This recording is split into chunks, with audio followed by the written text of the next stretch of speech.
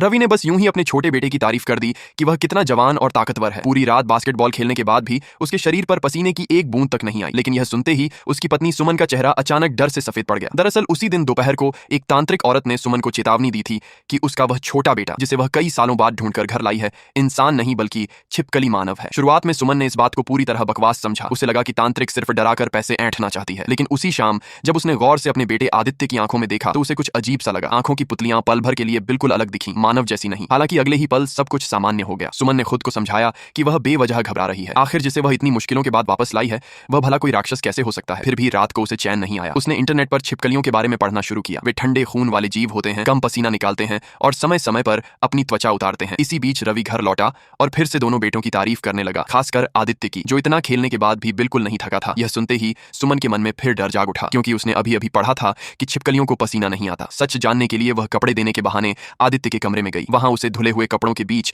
छिपकली की उतरी हुई चमड़ी दिख गई। सुमन डर के मारे जमीन पर गिर पड़ी। आवाज सुनकर आदित्य कमरे में आया। घबराई हुई सुमन ने उससे पूछा कि यह क्या है, लेकिन आदित्य ने अनजान बनने का नाटक किया। उसकी ठंडी भावहीन निगाहों ने सुमन को और डरा दिया। वह बिना कुछ कहे कपड़े वहीं छोड़कर कमरे से भाग गई। उस रात वह सो नहीं पाई। तांत्रिक की चेतावनी उसके दिमाग में गूंजती रही। 3 दिन बाद रक्त रात्रि आएगी और उसी दिन छिपकली मानव अपनी असली शक्ल में आकर पूरे परिवार को मार डालेगा। अगले दिन सुमन फिर तांत्रिक के पास पहुंची। तांत्रिक जैसे पहले से तैयार बैठी थी। उसने सुमन को एक हरे रंग की शीशी दी और कहा 3 दिन बाद फैसला लेना जरूरी होगा। डरी हुई सुमन वह शीशी घर ले आई। लेकिन घर पहुंचते ही रवि ने बताया कि उसने छिपकली पर्वत पर एक विला बुक किया है, जहां पूरा परिवार छुट्टियां मनाने जाएगा। ये सुनते ही सुमन सिहर उठी। वह सच बताने ही वाली थी कि तभी आदित्य हाथ में जन्मदिन का केक लेकर आ गया। रवि ने याद दिलाया कि आज सुमन का जन्मदिन है। उसी समय एक कामगार भी आया और बताया कि कमरे में घुसी हुई छिपकली पकड़ी जा चुकी है और वहीं अपनी चमड़ी छोड़कर भाग गई थी। आदित्य ने भी समझाया कि उसकी आंखों में जो अजीबपन था वह बड़े भाई द्वारा गलती से डाली गई दवा की वजह से था। फिर उसने मुस्कुराते हुए मां को जन्मदिन की बधाई दी। अपने बेटे की मासूमियत देखकर सुमन को खुद पर शर्म आई। उसने तांत्रिक की दी हुई शीशी कूड़े में फेंक दी। अगले दिन पूरा परिवार खुशी खुशी छिपकली पर्वत पहुंच गया। रात के खाने के समय रवि ने देखा कि चांद लाल हो चुका है। रक्तचंद्र। बड़ा बेटा कबीर